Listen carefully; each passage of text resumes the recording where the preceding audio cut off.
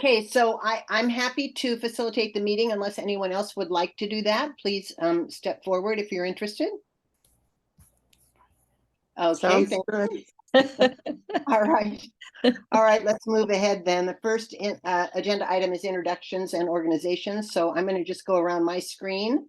I'm Phyllis Vogel, board member, Cupertino Union School District, and Graham is next. Hi, my name is Graham Clark, and I'm the superintendent with the Fremont Union High School District. Lynette. Lynette Lee Yang, council member for the city of Los Altos. And Stacy. Stacy Yao, superintendent for Cupertino Union School District. And Rosa. Hello, everyone. Rosa Kim, the board president of Fremont Union High School District. And you're blurred on my screen, but is that Jeff? Yes, it is. Okay, Jeff Moe. I'm board member of the Fremont Union High School District. And the next person is a woman with dark hair who I don't know, and I don't see your name. Andréane. That's you. You're the one. Hi, Andréane Cadieux. I'm the City of Los Altos Safe Routes to School coordinator. Okay, and next is Ava. Ava, board member for Cupertino Union School District. Ava, you've got a serious echo. Okay. And next is this gentleman in a blue shirt.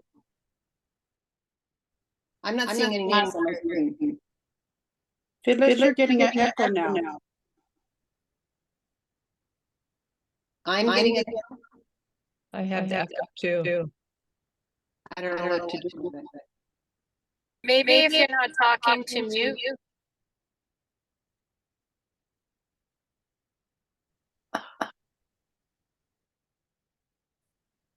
Anyway, Oscar, will you introduce yourself?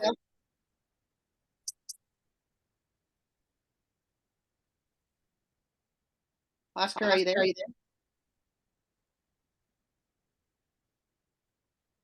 The only time I notice that happening is if you have more than a speaker on your system. I don't know if you have two external and internal speakers on your computer, but if you have two, maybe turn one off. I do not. Oh, so now that's gone away, right? Okay, Nisa, would you introduce yourself, please? Thank you. Hi, everybody. Nisa Flagger, Los Altos council member. Okay, good, thanks. Now, agenda review, I assume everyone received the agenda and had a chance to look it over. Are there any additions or changes that anyone would like to suggest?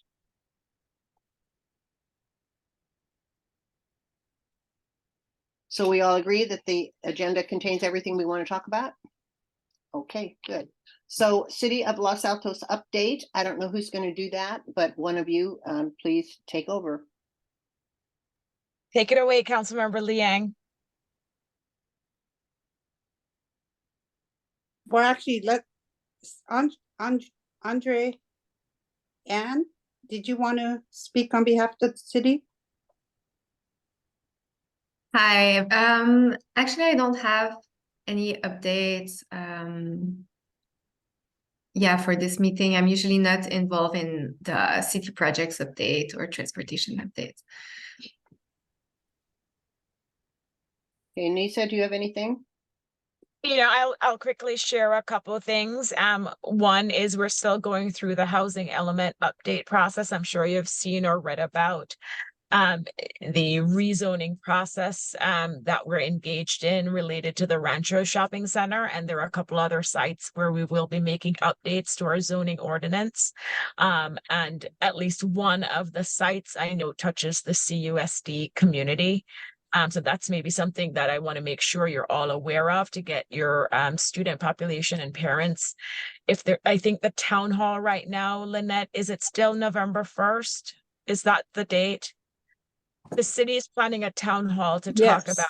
Okay, good. So November 1st, please, once we get it, I can send it to Sandy and then she can circulate it to all of you. But I think it's important for the school community to be aware of what's happening and to be engaged. Okay. So just to add on to that, that housing element part did affect CN zones and our multi-unit development areas. And so that does affect mostly the area bordering West Valley Elementary. So that would impact West Valley Elementary students, as well as our Trader Joe's Shopping Center and Lucky Shopping Center, should that housing occur, would affect Montclair. And Exactly. Cupertino Middle School And as well. Cupertino Middle Homes- School, yes, And Homestead High School as well, I correct, assume. correct. Yeah. Is there a date, an estimate of when that will come online? So Well, the town, go ahead, Yeah. Lynette. Go ahead, Nisa. So there are two different things to follow. One is what's happening. As a matter of fact, there's a planning commission meeting tonight, but the November 1st town hall, which I think is the meeting for as many of you to attend and learn more about the process. I expect the PIO or public information officer to issue a notice, and I'm happy, or Lynette can send that to Sandy to circulate to all of you. Should that also, this is, I guess, a question for Stacy. Should that also go out to our families that live in those areas, Stacy? You're muted. I would like to find out more information about it so that we do know the impact if you know the number of housing that are projected to go there. So if I can get that information, we can blast it out to our community as well. Okay. Okay, good. Anything else from Los Altos? Nope, that's it for now. Okay, thank you. Let's move on then to Fremont High School District, Graham. Yeah, I've got a couple of slides here that I'd like to share with you. This is the abbreviated version. I know many of you have heard about this before, but we just want to let you know about our trustee area process. So let me see. I can pull those up. Okay. Yeah.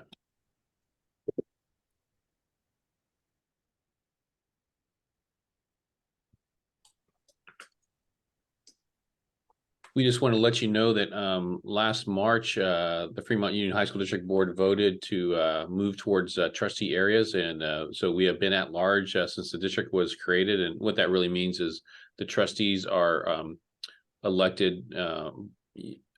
You can live anywhere in the district and anyone in the district can vote for you. So that we have 5 trustees and basically all residents or all voters get 5 votes. And we're staggered, right? So we have 3 trustees in one election cycle and 2 in the other. But moving to trustee areas, what that would mean would be we would divide the district into 5 trustee areas, and you would have to live in that area to run for that seat. And only people in that area could vote. You could only vote for that one trustee to represent your area. So instead of at large, we would have 5 areas and 5 different elections. And I wanted to say that we started on this on March 7th, but something unfortunate happened to us last year. One of our trustees, Roy Rothman, became ill and he passed away in March. So we didn't really proceed with the process last spring. We had to adjust and move into the trustee appointment process. And you have 60 days from the time if somebody passes away in their office to fill the seat, or you need to fill it by an election. And our board decided they wanted to fill it with the appointment process. And so Rod Sinks was selected to fill out and finish off Roy's term. And when looking at that, I will say if you did an election, we were told by the county it would cost us over $1 million to do a special election. So we did the appointment process. But the reason that we were moving to trustee areas, I will say there's a couple. And number one is if you find in your district or in your city or whatever government agency that you're in, that you have an area that's not been represented well, the remedy by California state law is you should move to trustee areas as a way of getting better representation. And so in our case, we have noticed it's been a long time. In fact, we don't really have evidence of ever having a trustee north of El Camino. Most of our trustees have come from the southern area of our district. And so the northern area really hasn't been represented by a trustee that lives from that area in many years. And then the second reason is I think that people in our community have been talking about it as we looked at nearby agencies. Certainly the city of Sunnyvale, the Sunnyvale School District, and also the Foothill De Anza Community College District have all moved to trustee areas recently. And so there are people that have been thinking about this and discussing it and kind of wondering, will FUHS do it and when will we do it and those type of things. So that was the decision the board made back in March.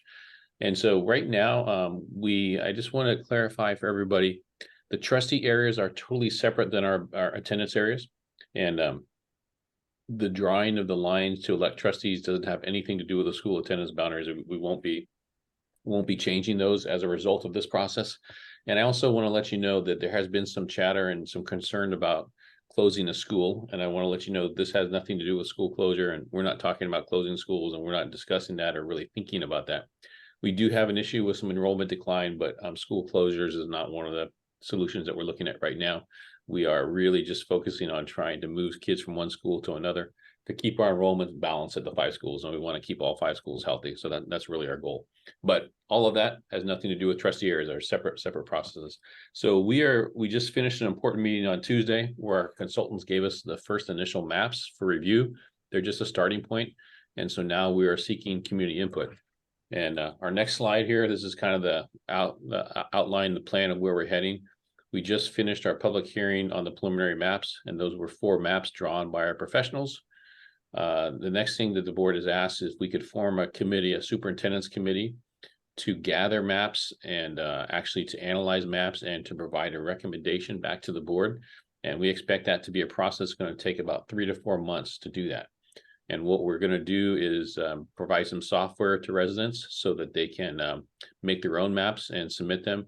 They could also comment on maps that are made by other people or made by our consultants. And the city of Sunnyvale had a very good outcome with this process, so we're kind of following that model. It'll be a superintendent's committee with about 15 people, and we want to have representation from all over the district, and that would involve all of the school sites, the 5 high schools. We definitely want to get people from each of our attendance areas, but we'd also like to get people from cities. And I would say it would be great if we could get a member or 2 from the city of Los Altos, because that's a very important community for our district, and so we want to make sure their voice is heard. And we also have heard it's very important to have elementary school parents on this committee and looking at the maps, because in the way those are our future students, and I think the elementary parents want to have input into how the maps might be drawn. So we've heard that, and I think we'll be looking to hopefully recruit some elementary school parents, and it doesn't even have to be middle school. It could be actually elementary school parents, but people who have an interest in governance in our district.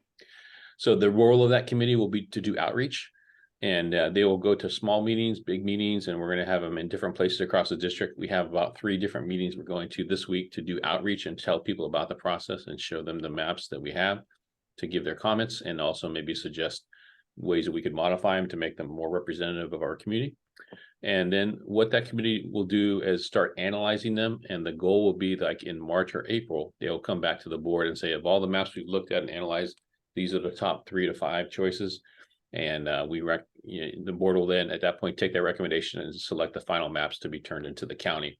And then our hope is that we can have all this work done in time for the November 2024 election.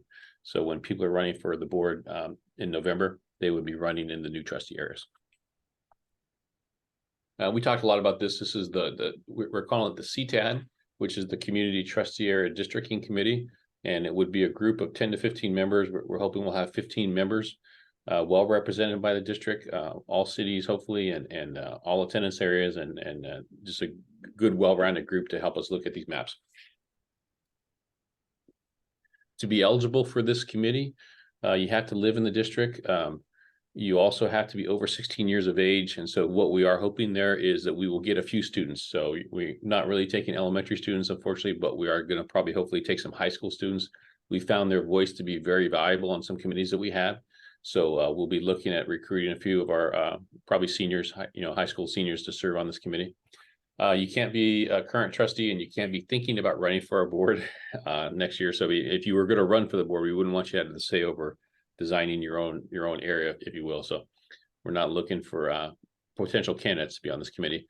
And actually, if you have contributed more than $1,000 to one of our existing board members or incumbent trustees, that would also disqualify you. We don't want big donors coming in there. And this committee really is to be kind of unbiased and impartial in this recommendation. So that's the reason why we have these rules. These are the key dates. And so when we ask for volunteers, we sort of want to let you know what you're committing to. These would be the dates that the committee would meet, and these would be a minimum. And we would hope that if you volunteer for this committee, you could make all of them. If you had a conflict, you had to miss one, that would probably be okay. But we would be planning to have meetings on these days and review maps. And this would be the minimum. And what I mean by that is this is a working committee. So this is when the whole committee comes together and analyzes maps and talks about what we need to do next.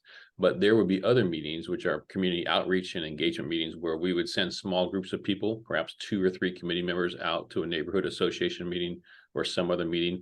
And they could show that group the maps that we have, gather their comments, solicit feedback, and they could even show them how to use the computer software that we have that allows people to draw their own maps. Is called Maptitude, and they could actually show people how to use that and get their feedback that way. So that's kind of the role of the committee outreach, but also as we get closer into February and March, they're basically probably preparing their recommendation for the board, which they would deliver in late March or early April. And applications are due. So they're on our website. They're due on October 30th. And between October 30th and November 14th, we are going to be selecting the people and hopefully having our first meeting on November 27th. So Graham, is all of this information also on the website? Yes, it is. Yep. Okay, good. And that's a timeline. We talked about that. And was interesting thing. I think I'll skip over this. There are many criteria in developing the maps, but we have to comply with the Voting Act. And basically that the Voting Act really wants you to draw maps so that you can ensure unrepresented communities get some representation. So in our case, looking at the demographics, we will be looking to draw maps to make sure our largest minority group, it's actually a majority in our district, but it's statewide, it is a minority, would be the Asian subgroup. So looking for maps to maximize the number of Asian subgroup in some of the trustee areas, and the same thing with Hispanic or Latino. We would look to draw those maps there. So I'll show you some examples here. And then there's other things, natural boundaries. So in our district, 280, 101, 85 freeway are some boundaries. And I want to just credit our board. The board has told us not to draw boundaries around where they live. Sometimes when this process is done, there's a lot of effort to have the incumbents have the boundaries drawn so that they can win re-election, if you will. So we're not going to be considering that, and I just want to praise them for giving that direction to us. And so that's not a criteria. It is in some areas, but would not be in our process. And here's the big thing: the areas need to be of equal size. So that's an equal size, not in distance, but in population size. So equal number of people, plus or minus less than 10%. So here's the map, and I just want to tell you, this is I've had over 100 emails asking for this map, and I just want to tell you it is a map that is not valid. And we've had some thought that would say, hey, you have 5 high schools, you have 5 trustees. That's just a coincidence, but that is what we have. Could you draw the 5 areas that match the attendance boundaries of your 5 high schools? So our consultants looked at that, and what you can see is we have about 240,000 residents in our area, 187,000 over 18. And if we drew them to match the attendance areas, what you could see is one attendance area would be about 22,000, which is trustee area 2. And our largest trustee area 1 would be 82,000. So it's a difference of over 60,000 people between those 2 areas. So that gives us 124% variance. So that is actually 12 times the maximum. You can only be at 10% variance. So 124 would not work. So what I just wanted to say to people, and I know this is the most popular email that I've received, we cannot just draw these trustee areas and match our attendance areas, because those are not going to be legal boundaries. But we thought we would show everybody because it's been a very popular request that we've had. So far, our consultant has given us 4 maps to look at, and I would say I'm not going to go through them here with you too much, but you could see the variance between their 4 options is less than 10%. It's in the 6 and 7% range. In the first option here, you could see they've given North Sunnyvale, the pink area there, its own trustee area, and then green kind of in here is sort of South Sunnyvale, and maybe a little bit of well, it's mostly just South Sunnyvale, right? So that there's 2 areas there. In scenarios 2, 3, and 4, the top part of those maps stay the same, and basically this pink area is where we have a high density of Hispanic Latino voters. And so remember, the California Voting Rights Act asks us to look at, hey, can you make minority areas a majority in one of your areas? So that was their attempt to have a more Hispanic Latino, a higher percentage in that area. So that pink area represents our highest Latino and Hispanic population. So that's how they've drawn it that way.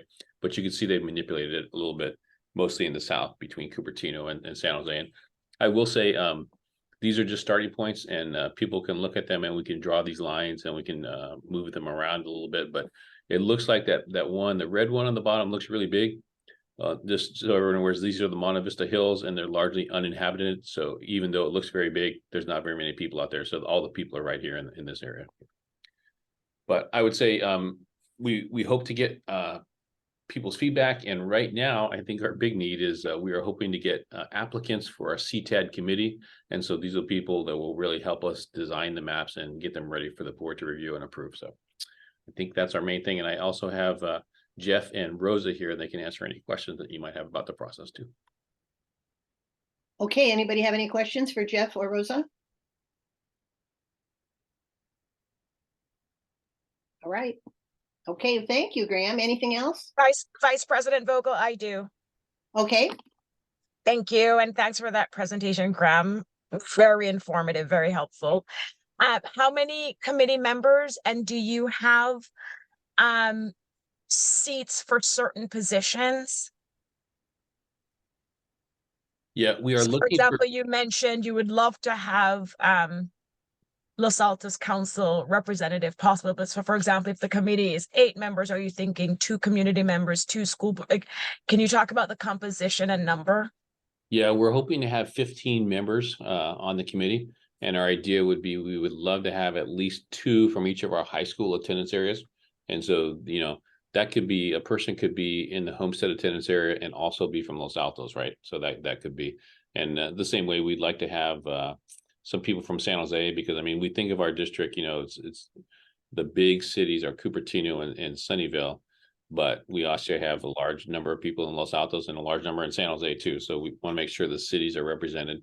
But if you're from San Jose, you're probably also from Limerick High School. So you could be double hatted, if you will. But we're looking for 15 members and probably 3 students. And the students might not be voting members, but they would just be advisory members on the committee. So 15 total. Thank you. Yep. Can I add on to that? So Sure. just to clarify, you have like 5 cities in the high school district, right? So are you looking to make sure that every city has representatives Yeah, we're hoping or to. is represented? We're hoping to. I mean, our population in Saratoga is kind of small, but we're hoping we could. Yeah. We could get representation. That would be ideal. And so in some of those cases, we'd like at least 2 people from every school district attendance area, and then some more kind of at-large people. But we'd like to see the cities to be represented. Yeah. So then, like, that would mean, like, because then if you talk about like 3 high school students, then 12 is remaining committee members. Oh, well, let me say this, Lynette, it's actually 18. So 15 adults and the 3 students. Okay, thank you for the clarification, because then I was thinking then Santa Clara, Cupertino, Sunnyvale, San Jose, Los Altos, making sure that how you're gonna seek representation, making sure everybody's represented. Thank you for the clarification. Thank you. okay, anybody else? All right, moving right along then to Cupertino Union School District update. Stacy? Sure. So I just had 2 updates that I wanted to give you. Last year, we had formed our enrollment task force committee, and it was a diverse committee we brought together, and their task was really looking at how we could balance enrollment across our middle and elementary schools, how could we increase parent choice at school, and how could we maybe take a look at flexible boundaries. That was something we did when we went through the school closure and consolidation. We actually created some flexible boundaries. So the committee met last year. At the end of the year in the spring, they did bring some recommendations forward to the board to consider. The board had posed some follow-up questions that we took back to the committee, which just met in September. And then at our last board meeting in October, we brought the kind of refined recommendations forward, and the board approved those recommendations. So they are really more focused. Their goal at the time, they chose to focus more on balancing elementary enrollment and the flexible boundaries. They focused a lot on our larger schools. We still have one elementary school that's over 800 students. How could we slowly shift some of those numbers off to our schools, but also protecting our small schools. We also have some small schools that are still sitting, right around 350, 400. And so came up with a recommendation to identify our larger schools, give them priority to shift to schools that had spaces available. We also looked at a couple of the recommendations are really looking at how we do open enrollment. Right now, in the past, we had allowed families to sign up for either they could do 2 alternative schools and 2 neighborhood schools, and we are going to reduce it and go down to 1 alternative school and 1 neighborhood school. So these will be going into effect in the 24-25 school year. We are in the process. We'll start doing that communication out. One of the big areas of focus for us is that on our alternative schools, we have 2 of our alternative schools are very popular. They had a fairly large wait list. We weren't sure how authentic the wait list was because, again, families could be on more than 1 wait list, but we really wanted to honor those families. Some of them have been on that wait list because it's a living wait list. They've been on the wait list for 3 or 4, up to 5 years still. And so we are allowing them to all, they can recommit to stay on the wait list for the 24-25 school year. They won't lose their spot, or they can choose to get off and then we'll take on other new. We don't have a lot of movement at our alternative schools other than the kindergarten classes that come in. We also just went through a process where we agreed with our unions that we're lowering the sizes of our classes. So our 4th and 5th graders will go down from 33-1 to 29-1. And then our K3s are going down from 24 to 22-1. So even though we're in declining enrollment, it's helping us stabilize some of those classes. There's not a lot of spaces available. Right now, we've established the criteria for a large school being determined at 486, and we get the number from the 486. That would entail 2 TK classes, 3 kinders, 3 first, 3 second, 3 third, 3 fourths, and 3 fifths. And so we don't want to affect our smaller schools. We really are just trying to get those 3 or 4 larger schools down to what we always say is about a 500, 550 is an ideal size. So we will be communicating that out so that our families can know. And like I said, it goes into effect for the 24-25. Our enrollment task force committee continues to meet. We have another meeting in November. One of their focus areas will be looking at our middle school enrollment and how do we balance our middle school enrollment. Even though we're declining across the board in all of the middle schools, some are feeling that impact more than others. Cupertino Middle School continues to be our largest middle school. Right now, it's still sitting at about 1,100, where the others are between 800 and 900. So looking at how could we possibly balance and give parents some options or more flexible boundaries in that area. So we'll have more information to come in that area. The other area that had some effect, we've been working last year and a half at trying to expand our middle schools to allow all of our students to have 2 electives. Cupertino Middle School was our only school that was on a 7-period day, so all students had 2 periods. What we did over the course of the year and effective this year is we expanded and offered to all of our 7th and 8th graders at all sites to take 2 electives. The other 4 schools have about 75% of their 7th and 8th graders that are taking that 2 elective. So our next phase will be looking at our 6th graders. How can we expand to include our 6th graders to have 2 electives? May not happen next year, may take a little bit time to roll that one out just because of facilities and staffing. But the other impact that we had that we shifted at the same time is we did shift all of our middle schools to start at 8:30. We were starting at a variety of different times. So we shifted all of our middle schools start at 8:30. The result of that is we had to switch and shift some of our elementary school start times. So now all of our elementary schools start either at 8:15, 8:30, or 8:45. So we're still kind of monitoring if there's any shifts in traffic. We tried to take our pockets of school where in some ways this might have helped some of the traffic. And so we're really monitoring that to see if we do need to do any further shifts. Thanks. Okay, thanks, Stacy. Any questions for Stacy? I have a question. So actually, yeah, so there's, Okay, thank Melissa? you for the update, Stacy. So when I heard about the starting time kind of change, so our high schools, all 5 high schools actually starts at 8:30. And especially Monta Vista and, the Kennedy Middle School is right, it's very close to each other. So I'm kind of concerned, how our parents can handle the starting time. Yeah, so actually I apologize. We shifted all of our middle schools to 8 o'clock start time. And we did take a look at where the high schools fell. We weren't able to make perfect patterns because some of our alternative schools, it's a choice for a parent to go there. And so they may only have that 15-minute time in between to get from site to site. But we really did take a look at, could we get some patterns where, if you have a family that's in an elementary, a middle, and a high school, is it possible to drop off and, kind of configuring, do you drop your elementary off first, then get your high school, or is it okay if you do your elementary, high school, middle school? So we did take a look at that, and we'll be revisiting it again at the end of this month. Okay, any other questions for Stacy? Lynette? Yes, thank you, Stacy. Great report. I wanted to find out on the enrollment numbers, does that site enrollment include the preschool enrollment numbers, or is it just based on the elementary school and then the preschool is additional count separate?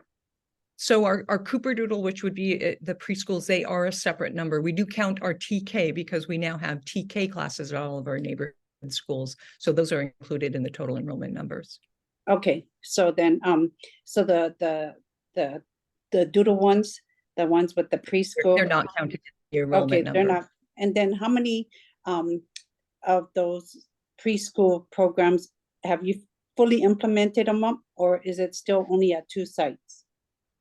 So we have Cooper-Doodle. We actually relocated our Cooper-Doodle onto our old Meyerhold site that was vacant. Oh, so we're building our Cooper-Doodle program there, and then we still have the 2 classes at Montclair. oh, okay, okay. So you got a super Cooper-Doodle. Okay, good to know. Thank you. I like that, super Cooper-Doodle. Thank Okay, you. anything else? Anybody else have any questions for Stacy? Oh, I have one more question. Okay. Yeah, so I love to learn more about CUSD actually. So yeah, so the Cupertino School District will middle school actually provide the 2 elective classes for all middle school students. Then does it mean you are expanding the elective course offerings, kind of adding more elective classes? Yeah, so that's the process we are in right now to see what do we need to add. This year we didn't add any additional staff because of our declining enrollment. We just didn't reduce our staffing as we would have in the past. So we held on to all of our teachers. Our electives were fairly small on some of the sites that they were able to accommodate students. So our middle school principals right now are surveying to see what are some of those other interests. We kind of categorized all the electives because we said we want our students to have a similar experience no matter what middle school they go. So they may not all have the exact same elective, but they have the same kind of category, of an industrial art or a graphic art. So they all have some type of a program under that area. And then we'll continue to add slowly. And some of it does just come down to it's with the staffing right now. We want to make sure that we have the credentialed teachers. So we've said we'll go slowly on this, but I think we were all surprised how quickly we were able to move last year, that we were able to really expand to the 7th and 8th. We were projecting probably another year out. So I think staff is feeling that energy and wants to make it work. The other piece that works in our favor right now is with declining enrollment for facilities, because we want to make sure we have enough classrooms as we're expanding these electives. And as that enrollment is declining a little bit, it actually helps us balance that out as well. Yeah, I remember. I mean, my kids all really enjoyed all the elective courses like woodworking and yeah. So they're all their favorite classes. And then there will be no change for the world language, program offerings. So we're not making adjustments to our world language. We were somewhat waiting to see what happens with the high school district, so that we can make sure that our students, what we're offering matches up. Because we have over the years reduced what we offer in world language. We offer French, Spanish, Mandarin, and then 1 Japanese class. Mhm. Thank you. Hey, anything else? Yeah, right. just tagging along. So that 1 Japanese class, is that at Miller? Yes. And that's continuing for now. It is, as long as we can keep the enrollment in it. The enrollment numbers Okay. have really dropped over the years. All right, very good. Thank you. Okay, and the next item is resolve the Brown Act determination. And Nisa, I think you're the one who brought this up originally. Do you want to give us a little background for the folks that are new? Happy to. So I was under the impression that this was a Brown Act body, and I know in the past, when I've served on other 2x2s, we have treated it like a Brown Act body. And as a result, we did noticing allowed for public access and all the other Brown Act requirements that we're all familiar with.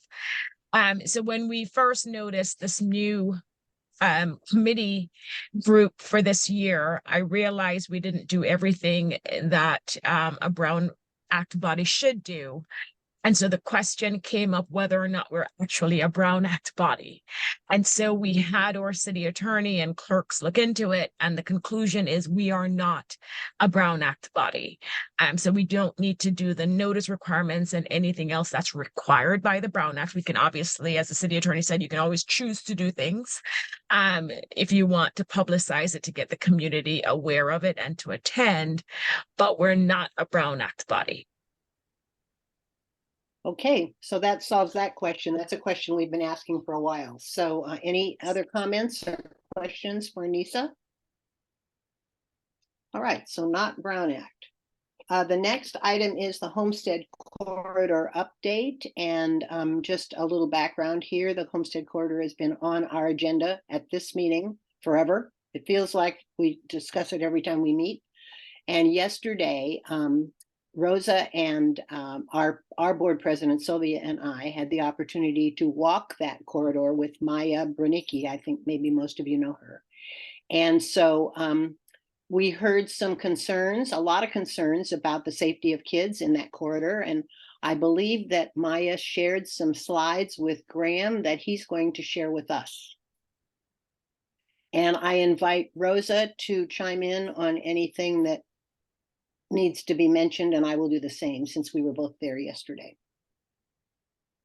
I think this is the first slide here, so it's got that intersection at Grant and Homestead Road, and it looks like the green box there is a request to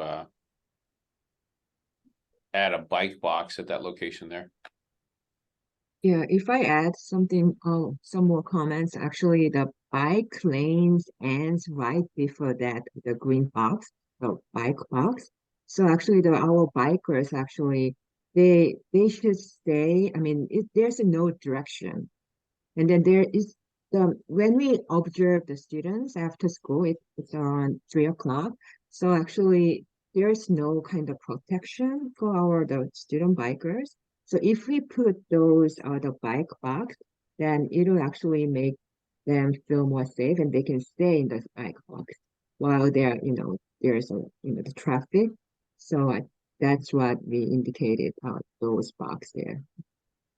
Phyllis, would you like to chime in? Yeah, and we observed, we were there right at dismissal time, and we observed the kids making that turn, and they really didn't know kind of what to do. It's not clear where they should go and how they should navigate the traffic that's there. It's pretty scary, actually. So I think this green box that is being suggested is a good way to have the students be able to wait there until the lights change in such a way that it's safe for them to cross. Okay, next slide, Graham.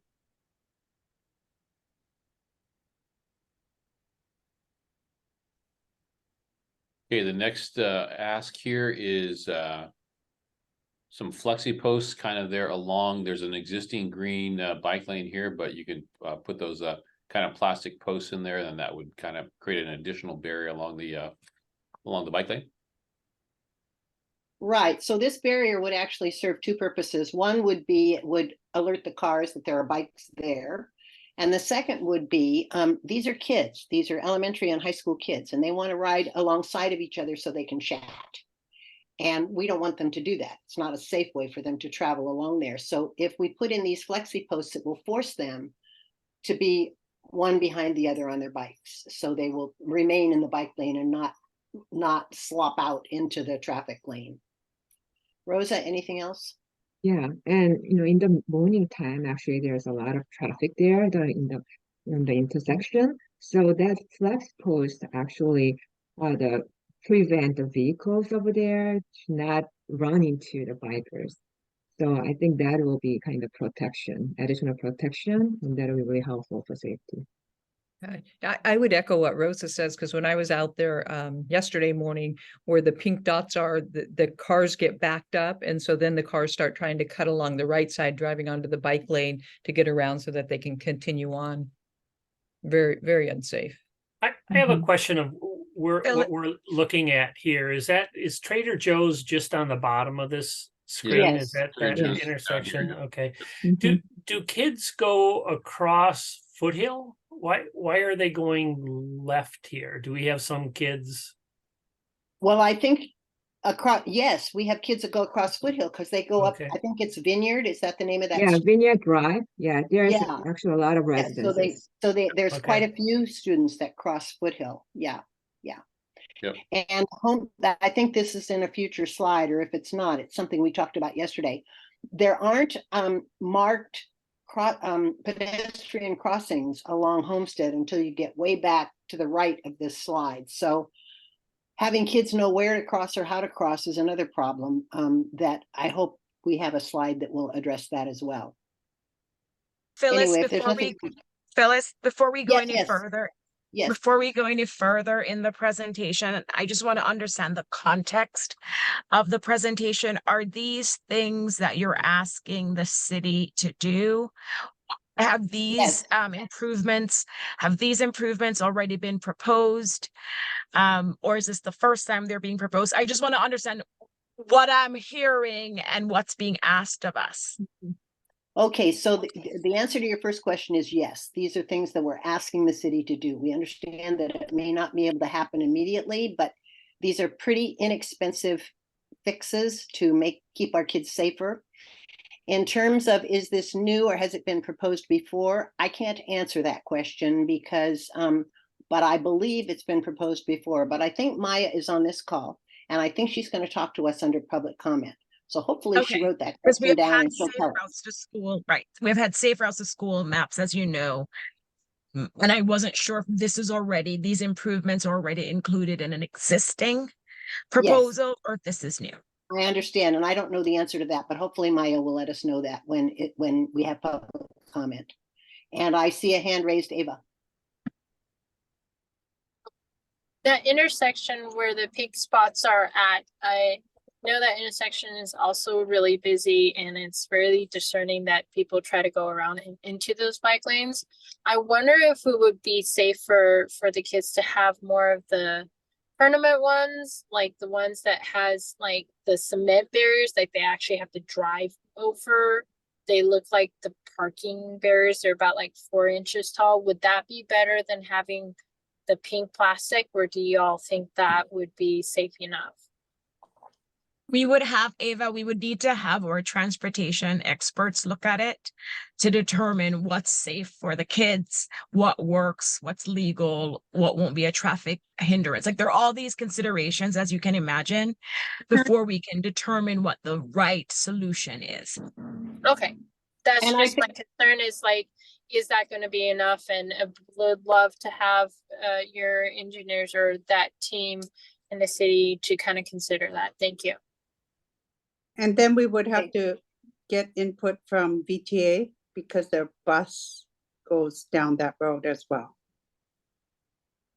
Okay, Rosa, anything to add for this slide? Yeah, no, maybe we can move to the next slide. We actually have 5 kind of areas we found that maybe the city can help this. So yeah, this is gonna be the third one. Okay, go ahead, Graham. Yeah, so this one asking to paint a green bike lane to alert drivers that when they're turning as you're coming down, we're turning left, and it will mark where the bikes are turning as they go through the turning off Homestead Road and across Foothill. So that path, I think the green arrows are show where possibly the green bike path could go. Yes, Right. so actually, yeah, we are suggesting painting green bike lanes. That will actually make our students bikers, safer. Yes, yes, and it will reinforce where they need to be and how they need to cross. Okay, next slide, Graham. Okay. So can we, one more thing, can we go back to that last slide? So coming down Vineyard, I was wondering why there was not a green bike lane to come down from Vineyard onto Homestead Road. On the opposite as well. Yeah, I don't know. Hard to know.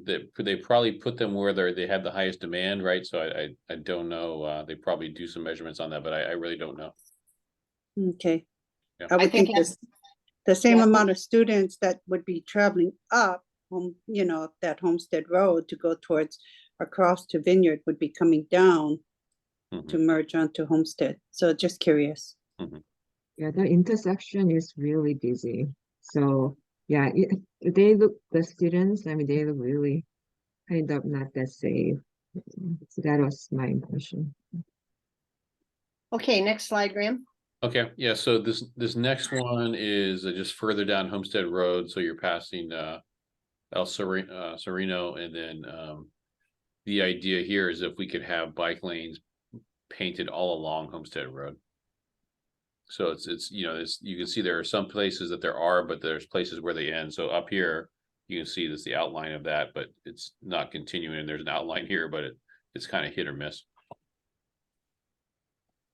Right, so just again, to help the students and bikers that are riding along there to understand where they're supposed to be, and to help the drivers who don't always know where the bike lanes are, but the green really makes them stand out so the drivers can figure out where those bike lanes are.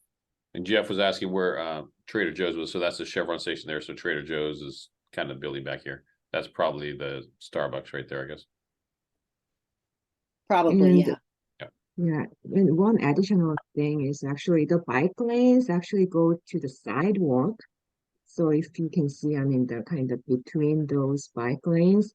So that arrow. So students needs to go that sidewalk.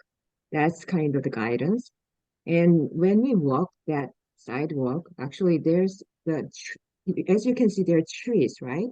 And then those trees were not trimmed. So it's kind of bothering the, bikers' eyesight, kind of. It's when they bike, because there's kind of higher, right? And then the tree branch is actually lower.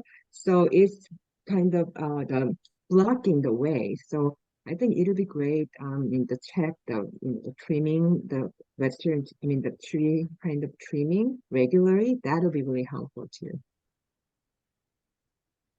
Okay, next slide.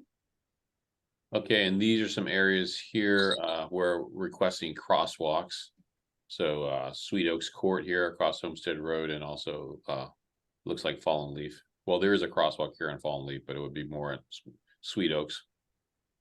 Yeah, and the law reads that if there's an intersection like there at Sweet Oak and Homestead, if there's an intersection, it's assumed that the pedestrians can cross there legally. But if there's no crosswalk, drivers don't know that.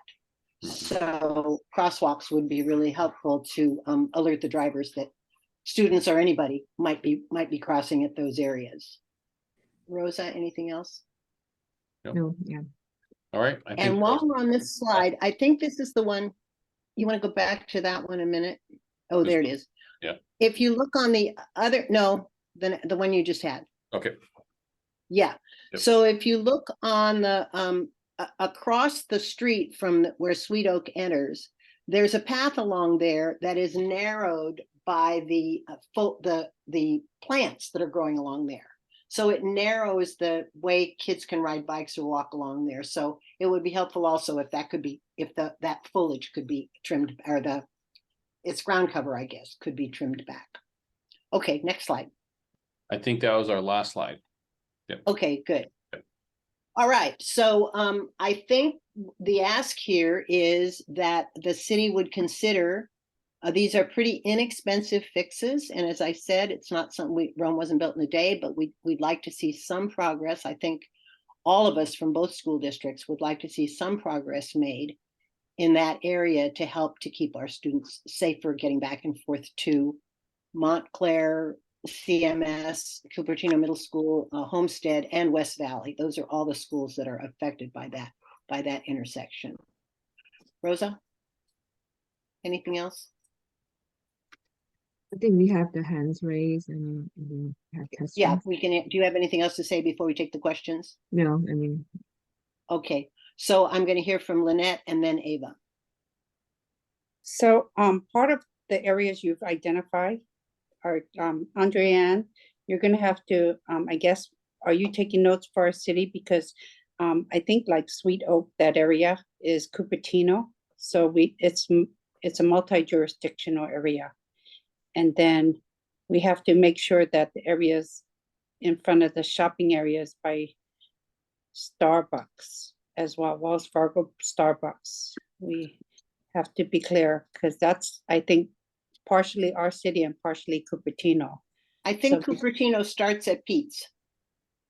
Right. So I think because you want to go all the way down. No, because that condo right after Pete's, that's Cupertino and partially Los Altos. So there's got to be some communication with the other cities as well. So Yeah. Andreanne, did you want to comment on that? Yeah, I do take notes. I was curious to see because the Safer School program developed suggested routes to school map for all the schools, and if that's something the schools can also promote.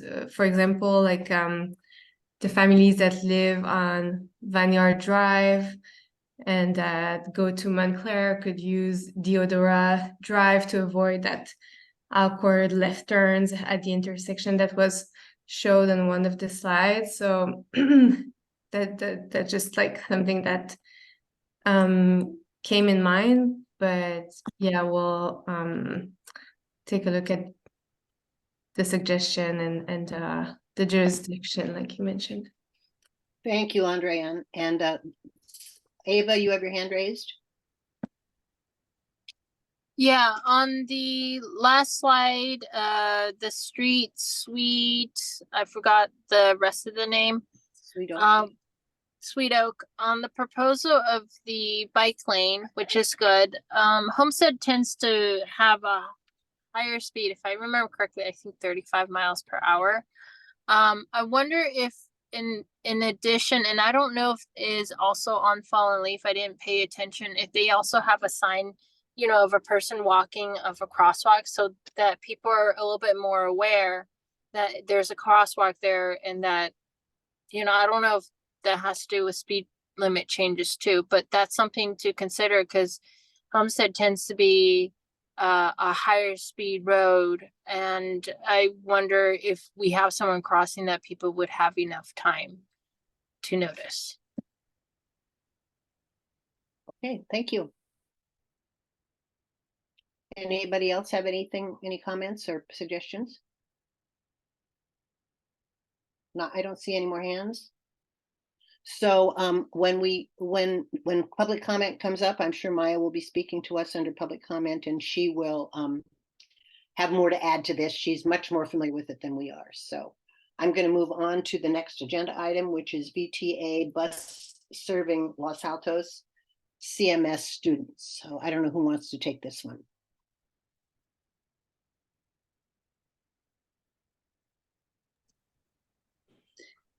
I would be glad to comment, but I know that this was placed on there, so I don't know who placed this agenda item on, whether it was the school districts, but I could speak to it. If I don't that's know who put it on the agenda either. So, but go ahead, Lynette. okay. So I know that we implemented 51H to service the Cupertino, the Homestead High School and Cupertino Middle School students. And what happened was the service was halted because there was not a very good turnout of ridership. I think the timing of the implementation of that route as well was affected due to COVID as well. So because that was halted, they stopped that route and then they added more buses to Route 51. And this enabled us to provide shorter headways time between buses. So that in turn helped with increase of ridership for that route. So based on the increase and higher turnover of buses and less wait time, I think the children were happy or parents were happy and more people were riding it. In addition to the other routes, as you know, there's Route 55 that was increased and that affected and helped with ridership to Fremont High School. So I did want to speak to that one as well. That was an addition that now services the students coming from North Sunnyvale and giving them more access to Fremont High School. So as far as the bus routes, that's the update. Unless there's any other concerns, I'd be glad to share that with BTA as well.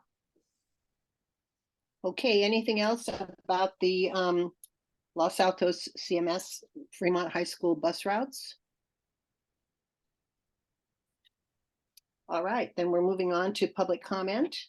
So those of you who are in attendance, if you wish to make a comment, please raise your hand.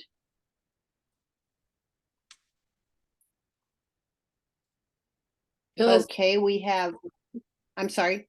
I'm sorry, we have Charlene Liu. Yes, go ahead and unmute Charlene.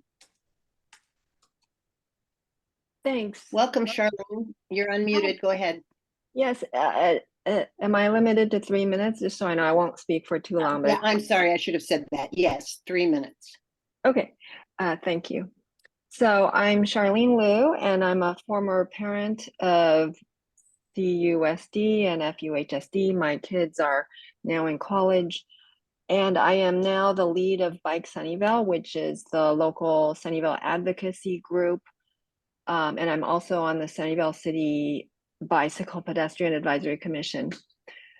I am speaking about today the route from Kennewick Homestead Road intersection to the bike racks by the pool at Homestead High School. This route is quite treacherous for the students. I've gone out there on a number of mornings recently to observe it. And it's a concern for Sunnyvale because most of these students taking that route are Sunnyvale residents, even though the jurisdiction also encompasses the city of Cupertino and the school district. So I'm just bringing this up. I have documented all these concerns, and I'm working with Bike Sunnyvale members as well. And I'm bringing it up now just so you're aware of the situation, and hopefully we can look into this further at some future date. Thank you. All right, thank you, Charlene. Next hand I see is Maya Brunicki. Can we unmute her, Sandy? Yes, thank you. Go ahead, Maya, you're unmuted. So again, thank you for taking the time yesterday and melting in the heat with me. I would like to invite everyone on this call who has the time and interest to walk with me. I would love to show you all what we have seen on the slides and way more. I just wanted to add a couple of things. So the first two slides you have seen were addressing the morning commute. The bike box is for students who are riding to school and have to jump that triangle that they call triangle of death.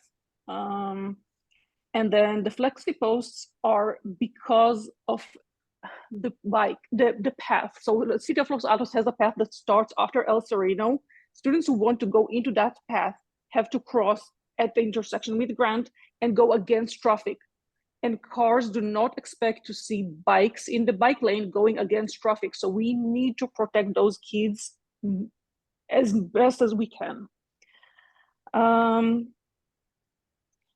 For the vineyard, I would be interested in seeing what the city of Los Altos Safe Roads to School is offering, because I don't see any other way for students coming back from school avoiding that intersection or going to school. I don't think that the Adora will be helping them. I would also like to see the city of Los Altos Safe Roads to School coordinator working with us at Homestead High School. For Sweet Oaks, yes, the city of Cupertino is the other side of the road. Lynette, you're right. They are aware. We had a student from Homestead who was severely injured in that intersection by a CMS parent. The CMS parent was driving to back to school night, and that student was coming back from a band practice, and he wanted to take that left turn, and it was dusk, and the driver just didn't see him. Lastly, I just want to remind everyone that Fallen Leaf intersection that was raised in the Homestead corridor is a really big concern for our students and for every driver on that road every day. I do understand that there are no budgets, but this is just something that is really concerning. Another thing is, as a parent, as a resident who lives very close to Montclair, I want to say that there are a couple of issues. I have shared those with CUSD, and I'm hoping that they will raise those with the city of Los Altos, because a lot of this is enforcement that could really help and save lives there. Again, thank you all for doing these meetings. It's very, very helpful. One ask I have for Fremont High School District is to let us know next time there's such a meeting. We heard about this today from our friends at CUSD, and we would love to be invited to join, because this is really important for us and we really appreciate your attention. So thank you. Thank you, Maya. The next hand I see is Lori Cunningham. Welcome, Lori. It's nice to see you back. Okay, Lori, go ahead. There we go. Hi, Okay. Phyllis. Hi, everybody. Hi. Yeah, good to be back. So thank you, as always, to all of you for taking the time to do this. I do just want to put in a request. I know that the county has been doing some planning around those expressway crossings. It would be great if either the county could be invited to the next 2x2 and or if the city could get an update from the county to present to us about you know, what the status is on those expressway crossings.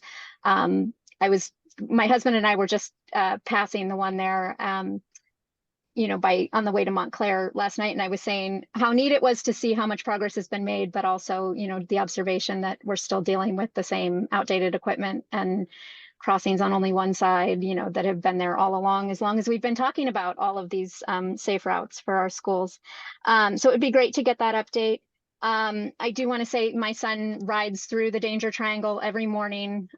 His comment to me is usually there, you know, at where Grant Frontage and Homestead and Foothill Expressway all come together there by Trader Joe's, is that, you know, Mom, I know what I'm supposed to do, but the cars don't always know what they're supposed to do with us there. There's just so many, you know, things that can go wrong in such a short and small amount of time. And so the suggestions that Maya and team made about the bike box, about green paint, anywhere that we can add visibility to make those bikers more familiar to the cars that are on the road. And even for the people who drive that intersection every day, it's a confusing intersection. So anything we can do to give the bikers more visibility, I think, is a huge step in the right direction.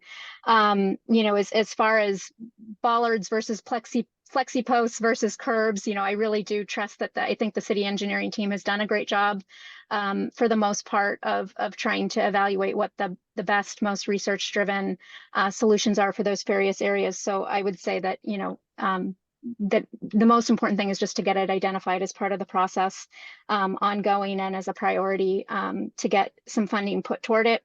And then the one other thing my son asked me to bring up is that he's having trouble with the light timing. I know Belleville isn't your intersection, but half this intersection there at Trader Joe's is the other one. Where the crossing and the light is at Trader Joe's is often where many of the kids cross to get to the bike lane on the direction headed to Homestead in the mornings.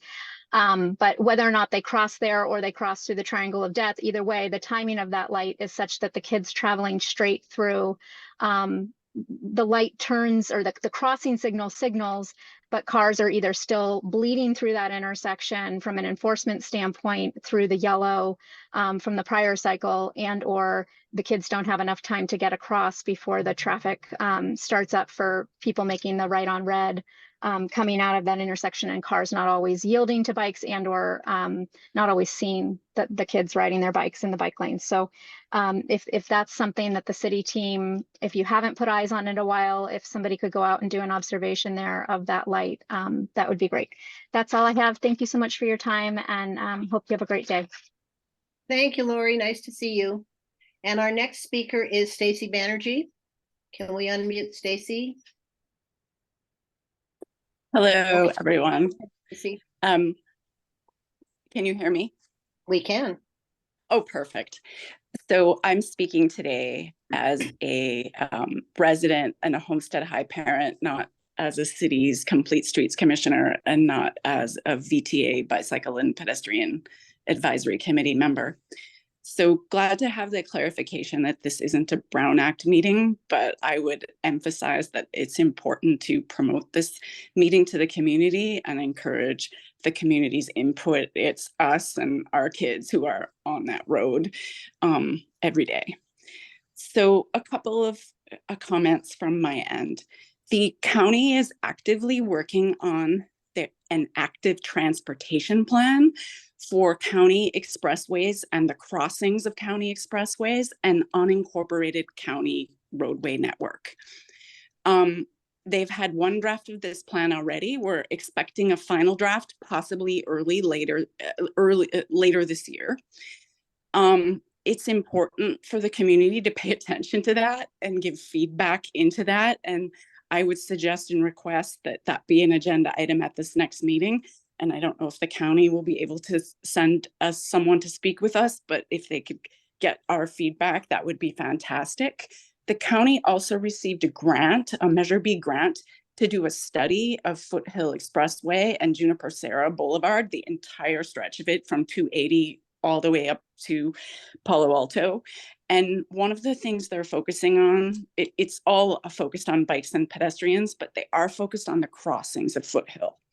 And so that's something that this community is also going to want to be involved in.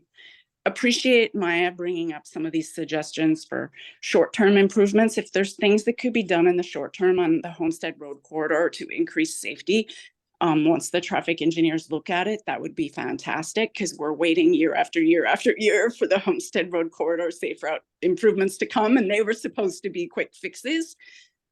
Just to let you know, the VTA is the lead agency working on the Homestead Road corridor safe routes project now, and they are going through a design phase. I don't know when they're going to have the design out for us, but that's something that this community is going to want to keep giving input on. The next thing to say is this: for Grant Road was brought up a couple times. In the city's Complete Streets Master Plan, that was identified as an area of concern, and there was a concept plan line drawn and a couple of community meetings held. I know some members like Stephanie Singer and Nanette have attended those community meetings and gave the city a lot of feedback on Grant Road. I don't think the drawings were updated, but I know that was one of the drawings that was discussed for moving forward. And I don't know when the city is planning to move forward with that, but since I'm speaking as a resident, let's move forward now. And I think the final thing that I'll say, because I'm sure my time is up, is there in the Complete Streets Master Plan, there's also some school improvement maps. And great job for the city for taking action on St. Joseph right around Montclair. But there was some other areas identified, such as the Arboretum Deodora intersection, the Deodora Vineyard intersection. Those things have been coming up for a couple decades. And also, I know Jaime had some original plans of connecting Vineyard into Homestead Road and Grant frontage into the Homestead Road Safe Route to School plan, but I don't think the VTA accepted all of those. So the more that the city can move forward on some of those phase 2 school route improvements, that would be fantastic. And an update from the city's transportation team would be great. Thank you so much for taking my comments. And I probably took extra time, so thank you, Phyllis. Thank you, Stacy. That ends our public comment. I don't see any other hands raised. One other Peggy was raised. I'm sorry, who was? Peggy? Oh, I'm sorry. I didn't see her hand up. Okay, Peggy, go ahead, please.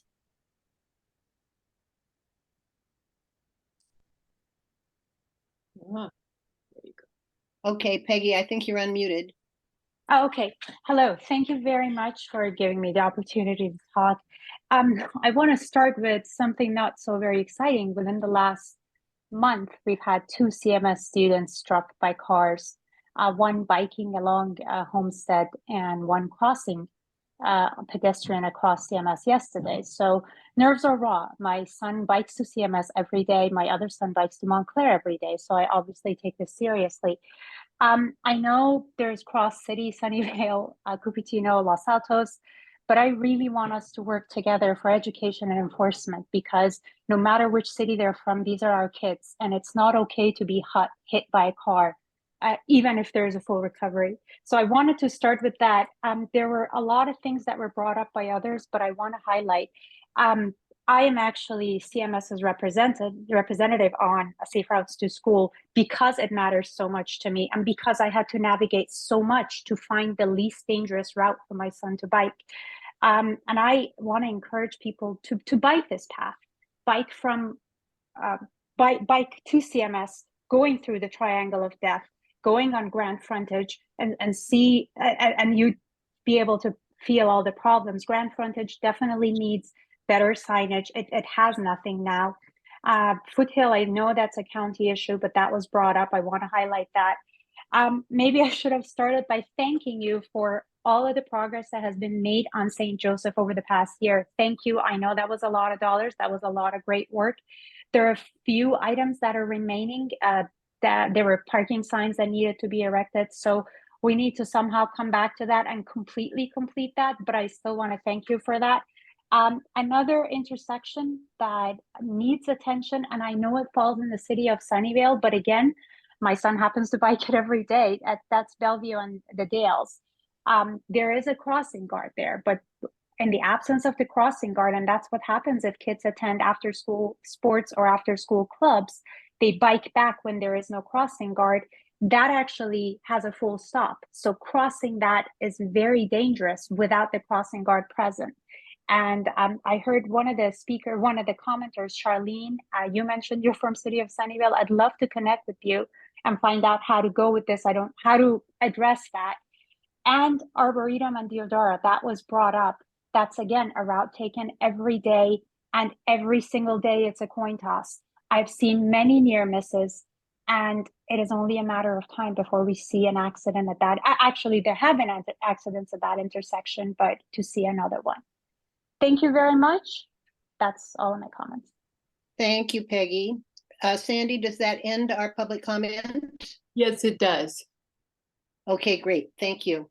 So moving right along to scheduling and agenda items for the next meeting. Does anyone have anything? I know Stacy mentioned something she'd like us to consider. Stacy Banerjee, not Stacy Yao. I would probably suggest, with Stacy's suggestion, first I would like to think that all of the speakers brought a little bit of different things to add to it. As I looked through my notes, I don't know if it was coordinated, but it worked out really perfectly that you all had something to bring to the table. Stacy mentioned, and I think it's really good, especially about Measure B update and how this can, the Measure B study for Foothill Expressway from 280 to Palo Alto, seeing how that is with the county and their study, and the separate thing, it sounds like they may have a separate study just for county expressways. So maybe inviting a representative from Supervisors Median or Median Supervisors Median himself to give us an update on that part. Okay, so Measure B, an update on Measure B, is that what you're requesting, Ava? Yes, Measure B and how that could help working with City of Los Altos. I believe City Los Altos in that Foothill Expressway area, and maybe if they have a separate project, I'm not sure, with the county expressways, an update on that. Okay, great. Thank you. And Nisa, your hand is up. Yes, Phyllis, two things. One, I think for the next agenda, we should have the City of Los Altos have someone from the transportation team respond to the suggestions from Maya. Because I want to make sure that we all understand whether or not these are easy fixes that can be done quickly. Are they already incorporated into a current Safe Routes to School map? And I'm sure there are other questions. So I think on the next agenda, and this is something Andreanne, who is on from the city, could take back. But I do think we need to make sure that we have one from the city address it, and so that we all are on the same page about what can be done and when. And then the second thing is we will have our reorg in December. And so we will have a new mayor, and that mayor gets to do assignments. And so it is very possible that Councilmember Lee Eng and I may not be at the next meeting as the City of Los Altos representative. So I just wanted to say, I always enjoy these set meetings. They're informative and I learn a lot, and you're all great. So thank you. Thank you. And we also reorg in December, so I don't know if Ava and I will continue on this committee either. So hopefully we can just pass the baton if we're off of this committee to the next folks. So I don't see any hands raised, but I'm going to do a quick whip around. Nisa's had her comments. Graham, anything more? No, I don't have anything additional. Thank you. Okay, Lynette, anything more? Appreciated this virtual meeting. I was wondering if we're going to continue that method in our meetings going forward. And what is your preference? Well, it's worked well for me today, so I think it matters for everyone else involved, not just me. Okay, thank you. Stacy, anything more? Nothing more for me. Nothing from you. Rosa? Yeah, thank you Anything? for wonderfully facilitating today's meeting, Phyllis. And probably I won't be able to join the meeting because we do have organizational meeting in December. But it was really learning experience for me. I mean, to talk with you, and also, especially the Homestead Corridor project. It is really critical kind of the area. We need more safety kind of plans. So definitely, I mean, it'll be great to see more improvement, and thank you so much for the consideration this evening. Okay, thank you. Jeff, anything more? I enjoyed hearing all the issues from all of you. So looking forward to our future meetings. Okay, thanks. Andreanne, anything more? No, thank you. Okay, and Jean Wang has joined us, the principal at CMS. Jean, did you have any comments to add? Are you there? This is not Jean. It's Oscar Guzman, assistant principal. No comments to add. Oh, okay. Thank you, Oscar. All right, so we are adjourned. And I don't know, Sandy, are you going to send out emails to get dates that are going to work for us? How does this work? Well, it worked pretty well this time to find a date at the last meeting. I don't know if anyone is able to do that at this point. Okay, so do we propose more meetings? I'm reluctant to select this. Have the meetings been quarterly in the past? Quarterly, and I'm reluctant to because that takes us into next year. I'm a little bit reluctant to decide a date today because so many of us might be different. I don't know. What do y'all think? I agree, Phyllis. So shall we just have Sandy email us when we know who's going to be on board and see if we can get a date, say in January or February? Does that work? I think that's thumbs up, thumbs down. I believe Okay, I'm seeing thumbs up. Early January, that sounds good. Then we know who's going to be on the committees. One more thing for the agenda before we go. I've been hearing that the Bellevue area, was it the Bellevue or the Hard Oaks, that we have to involve Cupertino? Cupertino and Sunnyvale. Cupertino and Sunnyvale. I mean, which sections do we have to, like, I don't know where we have to go, where we have to invite those cities in to talk about those areas. Well, Belleville and Dulles is clearly Sunnyvale. Okay. So I think the area that was identified is clearly Sunnyvale. Okay. And then I believe also on that Homestead corridor at that Belleville intersection is Sunnyvale as well. Okay. But then on the cross side of the street I think it's Maxine or another street. But once you cross the other side, it becomes Cupertino. Right. And Stacy, I don't believe we have a 2x2 with Sunnyvale. So when we talk about these intersections, to help things move forward, would we invite them to the next meeting as well? We could, or we could reach out to see if Sunnyvale's interested in just doing a 2x2 with us. Yeah, there hasn't been one in a while, but certainly doesn't Right. make that one up. Right. Okay, great. Thank you. Okay, then I think we've got agenda items for next time, and I think we've agreed that we're going to wait until we have our new members on board and schedule our next meeting, hopefully in January. And I think we're good to go. All right, thank you all for coming. The meeting's